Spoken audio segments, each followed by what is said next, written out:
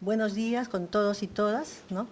El día de hoy lo que voy a un poco a relatar es sobre la experiencia que tuve, ¿no?, en el ámbito del trabajo de archivos que realicé y con un grupo de personas, o sea, no fui yo sola, sino fue un buen grupo de personas que abordamos la gran tarea que fue el de acompañar, ¿no?, documentalmente el trabajo de la Comisión de la Verdad y Reconciliación. Es decir, la Comisión de la Verdad y Reconciliación se crea en el 2001 y empieza a trabajar en el 2002 y se crea un centro de documentación. Y ese centro de documentación en un primer momento sirvió como el área que buscaba información para que las diversas áreas de la Comisión trabajaran en todo lo que era el tema de la violencia en el Perú del 80 al 2000. Esta Comisión de la Verdad y Reconciliación fue un fruto de toda una lucha democrática de hombres y mujeres que se enfrentaron a Fujimori. O sea, no fue una cosa ganada, un bingo, fue una cosa que costó detenciones, persecuciones, pero que al final, ¿no?, con Paniagua a la cabeza y luego ya con Toledo, comienza a funcionar la Comisión de la Verdad y Reconciliación.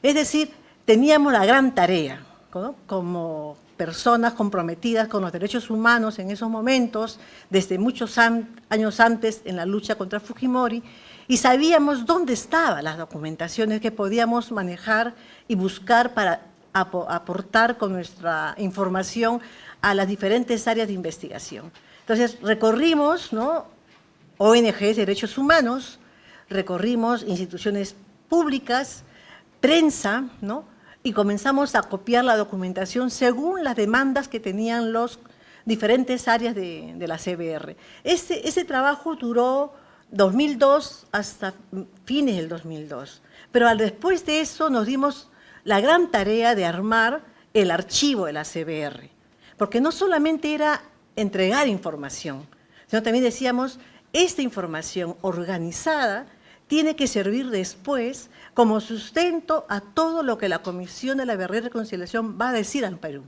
al mundo. Porque si no, van a saltar, como saltaron desde un inicio contra la Comisión, toda la derecha y también la ultraizquierda. O sea, tuvimos un frente opositor muy fuerte al trabajo de la Comisión de la Verdad y Reconciliación. Entonces, hicimos eso, comenzamos después a organizar el archivo. ¿Y con qué organizamos el archivo? ¿Y cuál es lo más importante que yo considero tiene la Comisión de la Verdad y Reconciliación? Son los 16.917 testimonios recogidos en todo el Perú, recogidos por personas que fueron, por comunidades que fueron a todos los lugares posibles donde hubo violencia para recoger testimonios de los familiares, de las víctimas, de todos aquellos que pudieran contar qué sucedió con su padre, con su hermano, con el esposo. Y lo tenemos eso como un gran acervo de testimonios que no solamente era grabaciones, porque tenemos los audios, sino también se tiene las carpetas procesadas por un área especializada en la Comisión de la Verdad y Reconciliación, en donde se registran los datos de manera normalizada, que ha servido bastante después para hacer la gran lista de víctimas que tiene la Comisión de la Verdad y Reconciliación publicadas y colgadas en web. Luego de eso tenemos las audiencias públicas. ¿Y por qué las audiencias públicas yo considero que son importantes? Es porque por primera vez la sociedad peruana escuchaba de parte de las víctimas, de parte de la población afectada por la violencia, lo que le pasó a sus familiares. Porque siempre se creía que eso era cuento. Y cuando comenzaron a hablar en Ayacucho, en Huancayo, en Huánuco, en Tingomaría, en mismo Lima, los familiares y las víctimas, la gente comenzó a entender de que esta violencia no solamente había sido una violencia de algunos lugares, sino que había sido una violencia desatada desde Ayacucho, pero irradiada a todo el Perú. Entonces, yo recuerdo bastante que en esas audiencias públicas no solamente hablaron personas civiles, sino también hablaron militares, hablaron también policías, hablaron autoridades locales. Es decir, se buscó que en esas audiencias la población escuchara esas historias y reflexionara sobre lo que nos había pasado, en lo que muchos no queríamos conocer. Mucha de la sociedad peruana se cerró los ojos a lo que pasó y esperó que eso se acabara, que era una pesadilla que tenía que acabarse y se acabó y no quedó nada. Pero esas audiencias removió. Lo que sí puedo decir es de que durante el tiempo que hubo las audiencias hubo mucha presión sobre la Comisión de la Verdad y Reconciliación. Y es más, la prensa oficial no lo difundió. O sea, Canal 7, que es un canal del Estado, lo pasaba cada cierto tiempo, pero el canal de señal abierta no lo pasó. Pasó unas que otras veces, pero chocaba. Chocaba ver a quechohablantes hablando de desaparecidos, a quechohablantes hablando de asesinatos, y eso no se quería. No estaba bien, no era agradable escucharlo. Entonces, eso se dio en el 2002, 2003, y después de eso, cuando ya empieza a acabar la Comisión de la Verdad y Reconciliación a trabajar su informe final, que lo presenta en agosto del 2003, lo que hacemos nosotros es recorrer todas las oficinas que había en todo el Perú de la Comisión de la Verdad a recoger la información, sus archivos, todo lo que era su material, para poder juntarlo en un gran archivo. Y es ese gran archivo lo que nosotros, después de acabar la Comisión de la Verdad y Reconciliación en agosto del 2003, con su informe final, es que nosotros, ese gran archivo organizado, trabajado, aplicando normas internacionales de descripción, es que lo transferimos a la Defensoría del Pueblo. ¿Y por qué lo transferimos a la Defensoría del Pueblo? Porque lo más lógico era transferirlo al Archivo General de la Nación, que es el gran archivo nacional en el Perú, porque veíamos que es un archivo muy sensible y muy dado a los movimientos políticos que hay en el país. Y que, por lo tanto, si lo pasamos al Archivo General de la Nación, lo más probable es que el jefe del archivo, puesto por un ministro, podría decidir que ese archivo no se abría de aquí a 50 años. Y sencillamente, esa información no podría ser manejada. Entonces, se decidió, los comisionados lo decidieron, se vio la forma legal para transferirlo a la Defensoría del Pueblo. Se transfiere a la Defensoría del Pueblo en febrero, ¿no? Y en abril, gracias al financiamiento de organismos internacionales, está Estados Unidos, Inglaterra, Alemania, varios países, varias financieras, se abrió el Centro de Información, del cual fui directora desde su inicio. Y ese Centro de Información trabajó las directivas de cómo servir esa información. Entonces, ahí había la disyuntiva, cómo servir y a quiénes servir.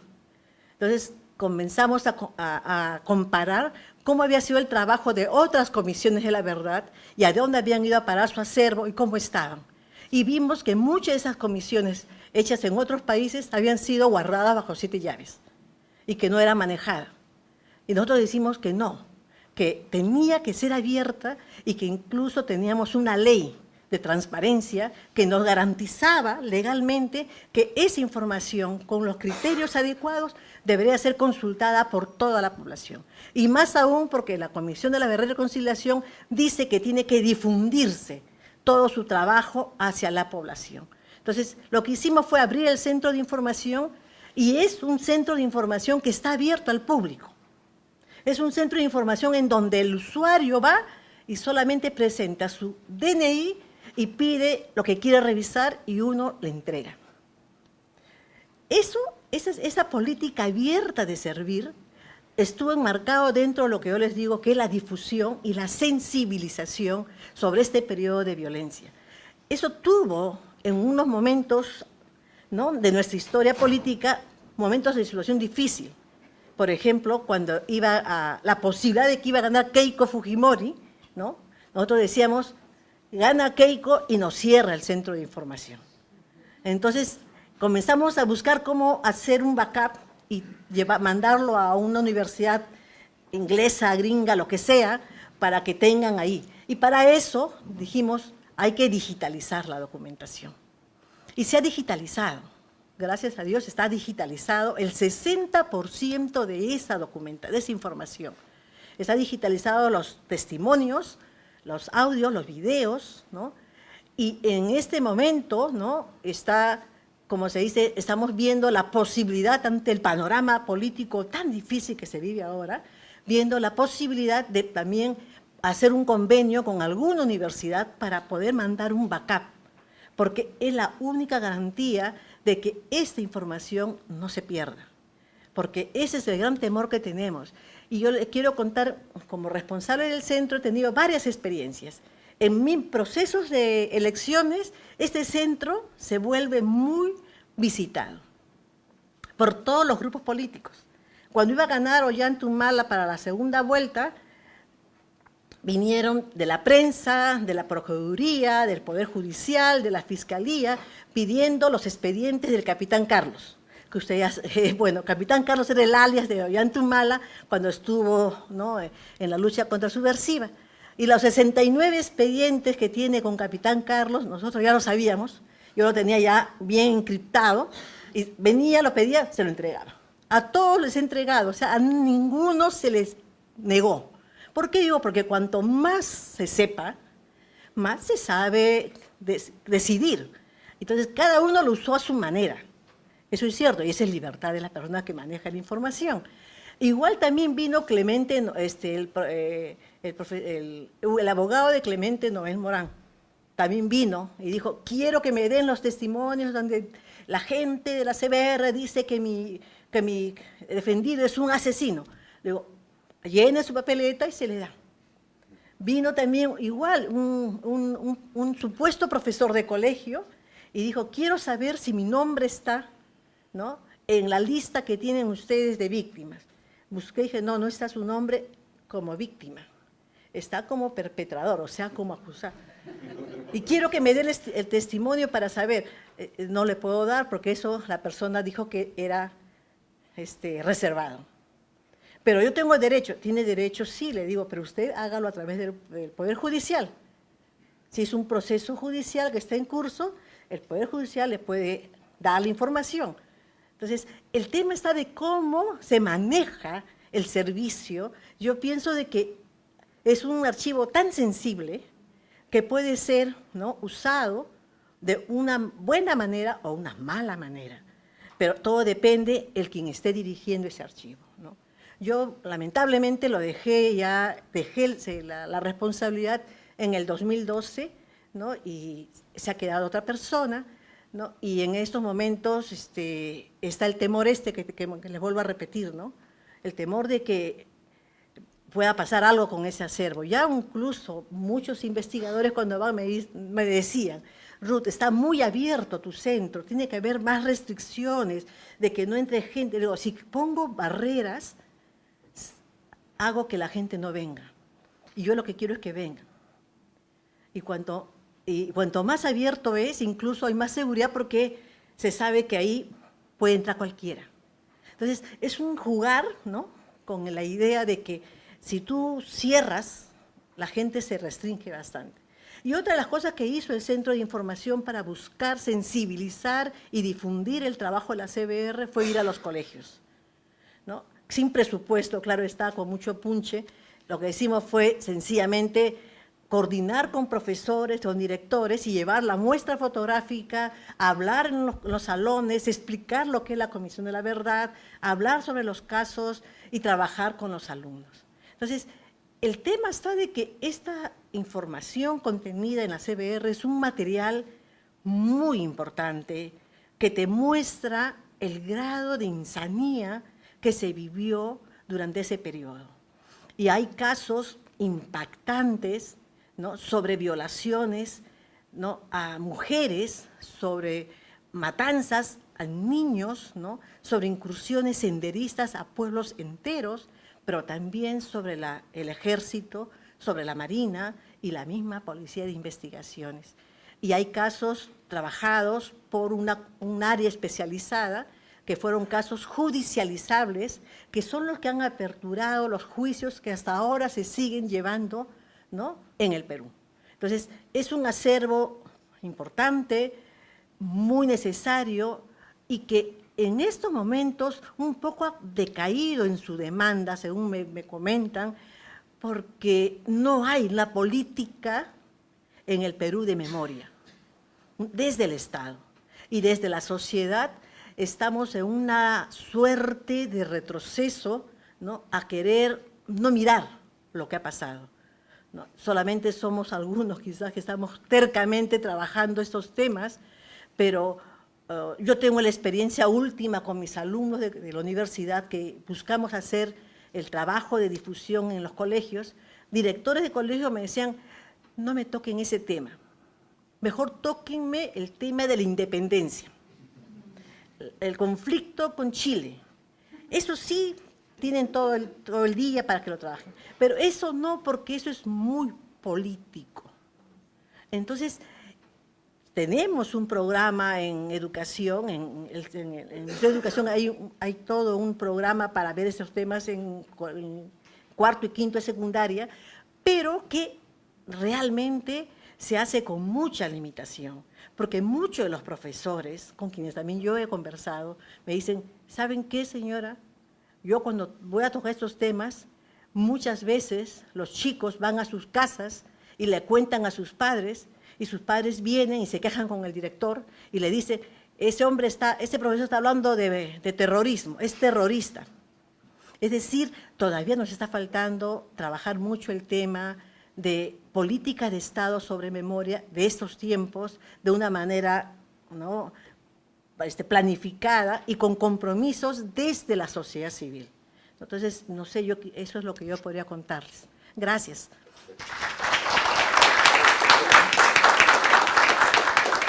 Después de cada uno vamos a hacer unos 5 o 10 minutos de preguntas, comentarios, así que, Benigno. No, TJ, should the person come up here, or is that okay? You got it. Claro. El Centro de Derechos Humanos de la Universidad de California estaría interesadísimo en servir de backup para el archivo de ustedes, así que... Ya, firme el convenio. La idea sería ponerlo en línea para el doctor público. Mi pregunta es sobre el 40% que falta del archivo. ¿De qué se trata ese 40%? Bueno, lo que se ha digitalizado es la documentación más sensible. Son los testimonios, los audios, videos, fotos y los casos judicializables y los estudios de profundidad. Lo que está faltando, propiamente dicho, es toda la parte de la difusión que hubo, ¿no?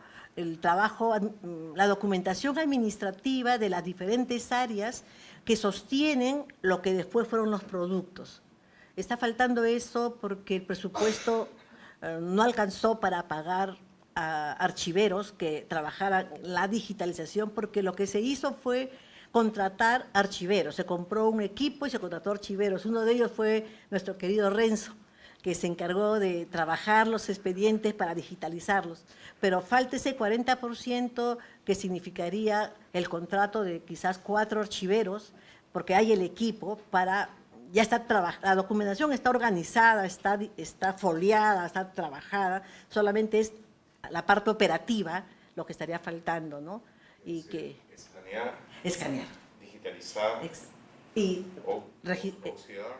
No, se escanea y en TIFF, ¿no? Se ingresa a una base de datos y se registra los datos. Entonces hay una suerte de un software que hace posible la recuperación de la documentación ingresando categorías, términos, ¿no? Sí. Eso es lo que hay hasta ahora, sí. Eso es lo que había que hacer. ¿Y tienen los escáneres? Tenemos un escáner. En la época en que estuve trabajando se compró un escáner que quizás se podría comprar otro de mayor rapidez. Ya conversamos.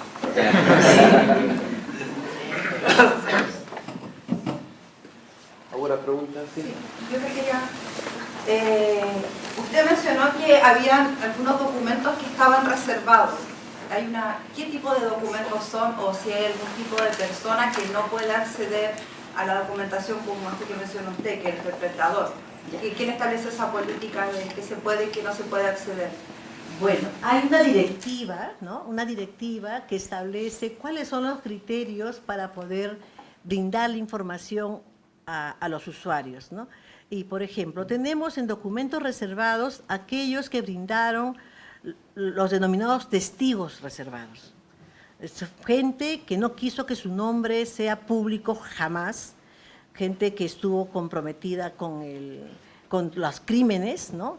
Y que declararon bajo esa premisa, ¿no? Y que solamente le pusieron un código, ¿no? Y con ese código se reconoce. A quienes sí damos esa información es al Poder Judicial y al Ministerio Público.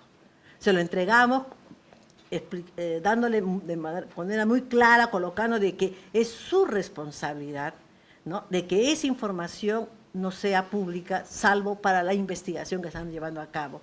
Porque fue gente que se acogió, ¿no? a dar información, pero bajo reserva.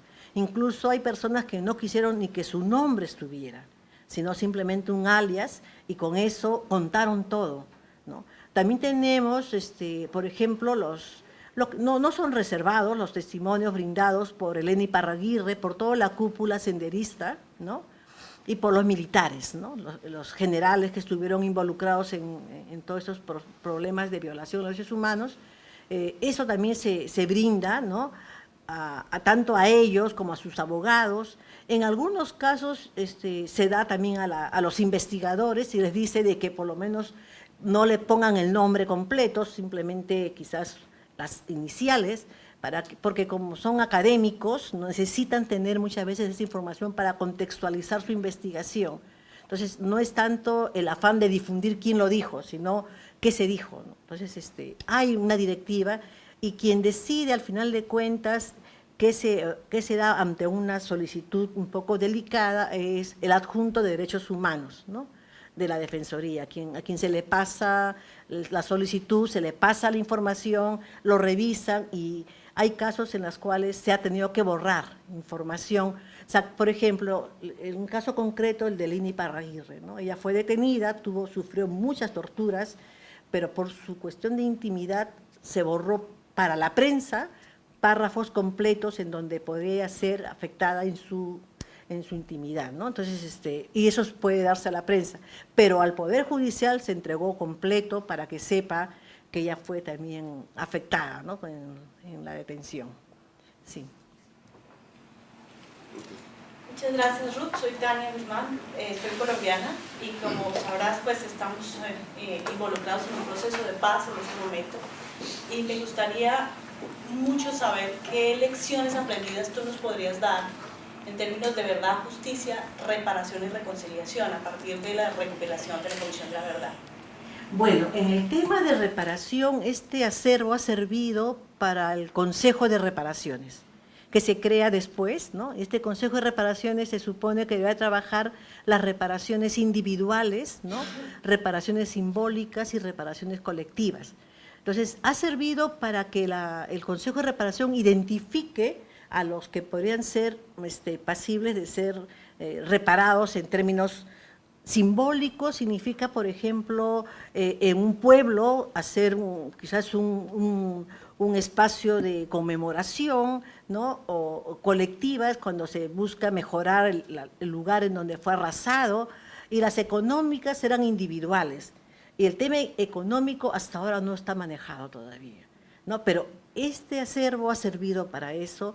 También ha servido para el tema de la Comisión Multisectorial de Alto Nivel que se crea después de la CBR, que ve todo el tema de ver cómo se reconstruye el tejido social, ¿no? Maltratado durante el conflicto armado, y se le dio incluso, tanto al Consejo de Reparaciones como a la CEMAN, se le dio una copia de todos los testimonios para que ellos puedan manejarlo en sus áreas, identificar a las personas a las cuales reparar. O sea, ha servido y sirve hasta ahora como para el tema de reparación. Para el tema de justicia sirve porque se entrega al Poder Judicial, a la Procuraduría y a la Fiscalía para las investigaciones que hacen sobre muertes, sobre asesinatos, ¿no? Entonces, es un acervo que tiene demanda desde el Estado, como a estas áreas, y desde la sociedad lo hacen más, la demanda es de parte de las ONGs, ¿no? ONGs porque la sociedad civil viene muchas veces a través de las ONGs, los familiares vienen a través, o sea, y para la investigación también porque lamentablemente quienes más lo usan un buen tiempo fueron los investigadores extranjeros. Los nacionales todavía no manejaban la necesidad. Ahora sí está trabajándose más en las universidades, ¿no? Pero todavía es un tema muy delicado de tratar y a veces se tiene miradas muy deficientes con respecto a la importancia de este acervo, ¿no? Desde la academia, ¿no? Pero bueno, estamos en ese plan, sí. Bueno, muchas gracias.